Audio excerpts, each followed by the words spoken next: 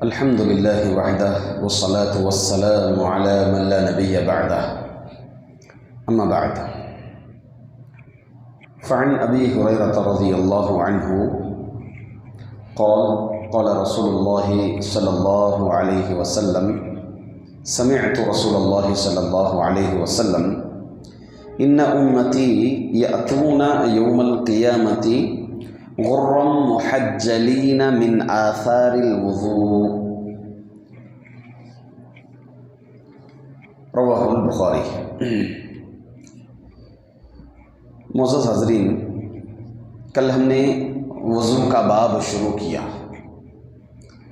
وضو کا معنی کہ وضو واو کے فتحہ کے ساتھ، واو کے ضمہ کے ساتھ اور واو کے کسرے کے ساتھ تینوں کا معنی بدل جاتا ہے۔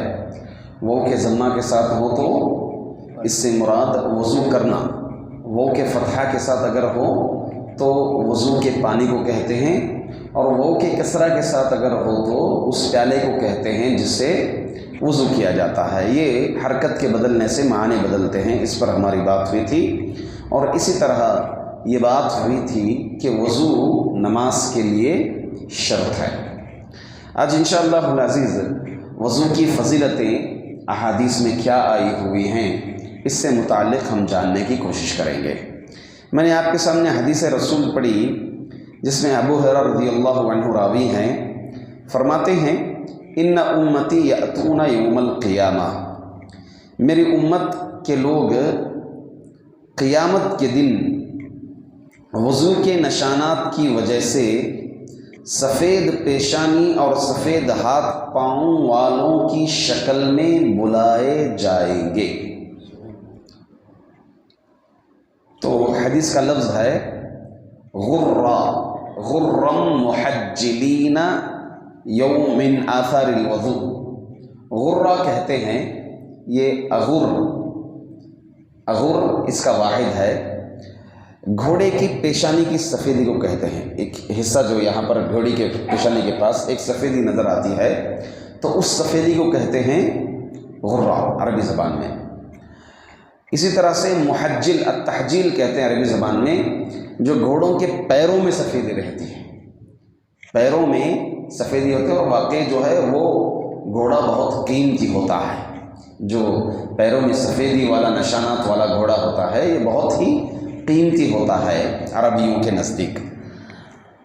تو یہاں پر نبی اکرم صلی اللہ علیہ وسلم نے کہا کہ میری امت کے لوگ وضو کے نشانات کی وجہ سے قیامت کے دن سفید پیشانی اور سفید ہاتھ پاؤں والوں کی شکل میں بلائے جائیں گے، یعنی جتنا حصہ وضو کا ہوگا اتنا حصہ جو ہے وہ چمک جو گھوڑے کی آتی ہے اس چمک کے تحت پیر بھی، چہرہ جو ہے حلق تک، گردن تک، اور اسی طرح ہاتھ کوہنیوں تک، اور پیر جو ہے ٹخنے تک چمکتے ہوئے ہوں گے کل قیامت کے دن۔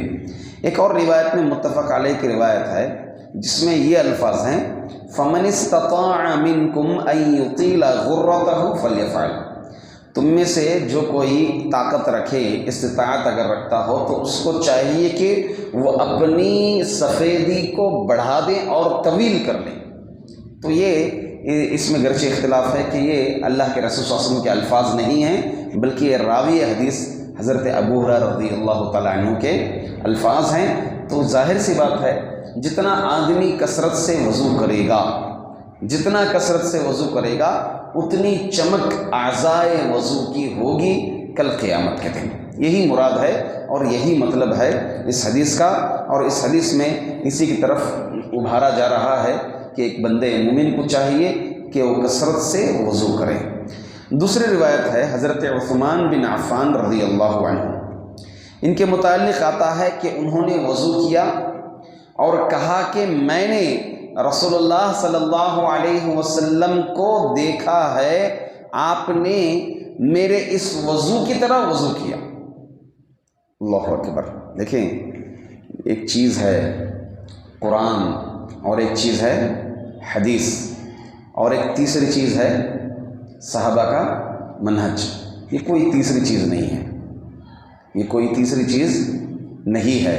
بلکہ قرآن اور حدیث کو لینے کا یہ ایک طریقہ ہے۔ قرآن اور حدیث کو ہم صحابہ کے طریقے پر لینا ہے۔ کیوں بھائی؟ شریعت کی وضاحت، شریعت کی کلیئرٹی پریکٹیکلی قولی کون کر کے دکھائے؟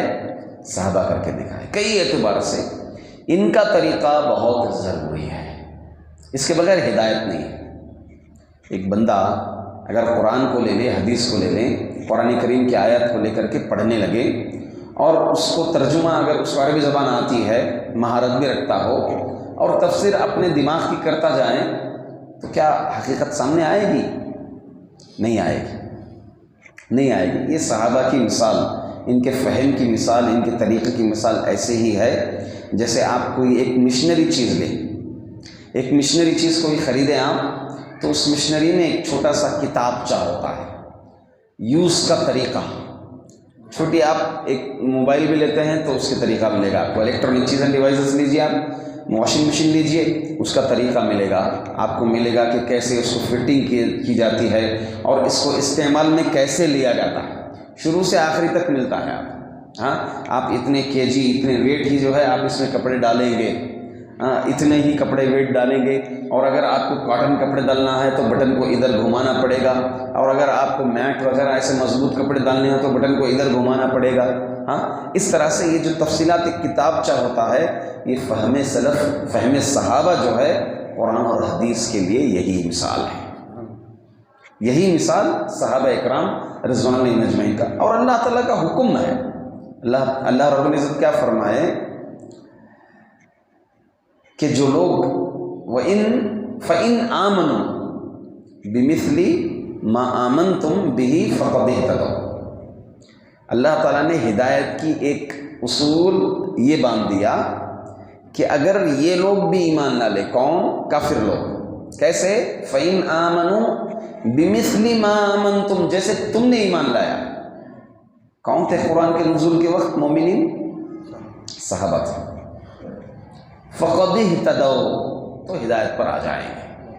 اگر تمہاری طرح ایمان نہیں لائیں گے تو ہدایت نہیں ہے۔ قرآن حدیث سب کے پاس ہے، قرآن حدیث آپ کو ہر ایک مسجد میں ملے گی، قرآن حدیث آپ کو ملیں گی، احادیث ملے گی آپ کو، حدیثیں ہیں سب کے پاس، دلیلیں ہیں، سب اپنے اپنے مسلک کو ثابت کرنے کے لیے حدیثیں، دلیلیں ان کے پاس موجود ہیں، سب اپنے آپ دیکھیں ایک شکیل، جو محمد شکیل نام کا جو فتین آیا ہے، اپنے آپ کو مسیح کہہ رہا ہے، جو مہاراشٹر کے اندر ہے، اب اس کے پاس بھی دلیلیں ہیں، اب اس کے ماننے والے دلائل دے رہے ہیں کہ یہی آدمی مسیح ہے، دلیلیں سب کے پاس ہیں۔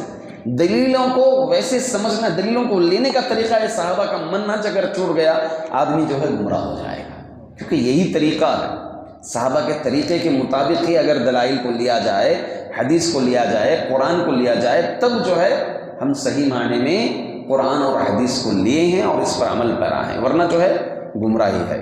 تو بہرحال حضرت عثمان بن عفان رضی اللہ عنہ پریکٹیکل وضو کر کے بتایا کہ میں یہ نبی کا طریقہ آپ کو بتا رہا ہوں، کیونکہ میں نے دیکھا ہے نبی کو یہی طریقہ، جو طریقہ میں آپ کو کر کے بتا رہا ہوں، یہی طریقہ نبی کا طریقہ ہے۔ پھر کیا فرمایا آپ نے؟ من توضأ ہاکذا، جو کوئی ایسا وضو کرے، معلوم یہ ہوا کہ وضو عبادت ہے، وضو کیا ہے؟ عبادت ہے، اور ایک اصول ہے ہمارے پاس کہ عبادت میں نیت شرط ہے۔ اگر کوئی آدمی ایسے ہی وضو کرتے جا رہا ہے بھول کر کے، جیسے صابن سے منہ دھوتا ہے، ہاتھ دھلتا ہے، ویسے ہی وضو کر لیا، نیت نہیں تھی کہ میں وضو کر رہا ہوں، اس کا وضو ضائع ہے، اجر نہیں ملے گا اس کے وضو پر، جو وضو کا اجر ملنا ہے وہ اجر نہیں ملے گا، نیت ضروری ہے۔ انشاءاللہ اس پہ تو ہماری بات آگے آئے گی کہ نیت کس طرح سے عبادت میں شرط ہے۔ تو بہرحال اللہ کے رسول صلی اللہ علیہ وسلم کا یہ طریقہ بتا کر کہ من توضأ ہاکذا، ایسے جیسے میں نے کر کے بتایا، نبی سے لے کر کے جیسے میں نے کر کے بتایا، یہ طریقہ اگر تم اپناؤ گے، اگر اس طریقے میں اگر تم ایڈ کرو گے، یہ چیزیں سب ہے نا، لے کر مسح کرنے کے بعد یہ ٹھنڈا رہتا ہے، ادھر بول کر کرتے ہیں اکثر ہمارے مسلمان بھائی جو ہے ایکسٹرا ادھر ہاتھ پھیرتے ہیں کیونکہ ٹھنڈا رہتا ہے۔ کیا ہوگا ایکسٹرا کر لیے تو؟ ایکسٹرا کر لیے تو کیا ہوگا؟ کہیں گے کہ ایک رکعت میں 2 سجدے ہوتے ہیں، ایک زائد سجدہ کر لیے تو کیا ہوگا؟ ہو گئی رکعت اس کی؟ نہیں ہوئی۔ ہاں اسی طرح جو ترتیب بتائی گئی ہا کذا، عربی زبان میں بولتے ہیں ایسے ہی، ہو بہو ڈکٹو جسے کہتے ہیں ہم، ایسے ہی اگر کوئی کریں گے تبھی ان کا وضو ہوگا، ورنہ وضو نہیں ہوگا۔ اللہ اکبر۔ من توضأ ہاکذا، جو کوئی ایسا وضو کرے گا غفر لہ ما تقدم من ذنبہ، اس کے گناہ معاف ہیں، اس کے آگے کے گناہ سب جو گزرے ہیں سب گناہ معاف ہیں اس کے، اگر ایسے وضو نہیں کرے گا۔ اللہ اکبر۔ فضیلت سے محروم، عمل ہو رہا ہے، پانی یہاں بھی خرچ ہو رہا ہے، یہاں بھی جو ہے ہاتھ ہلائے جا رہے ہیں، پیر ہلائے جا رہے ہیں، سب کچھ ادھر بھی ہو رہا ہے، طریقہ نہیں ہے۔ اللہ اکبر۔ یہی ہے عبادت کے قبول ہونے کے یہ 2 شرطیں ہیں، اخلاص، سنت رسول۔ سنت رسول چھوٹ گئی، تھوڑا بھی آگے پیچھے کر دیا، اجر سے محروم ہو گئے۔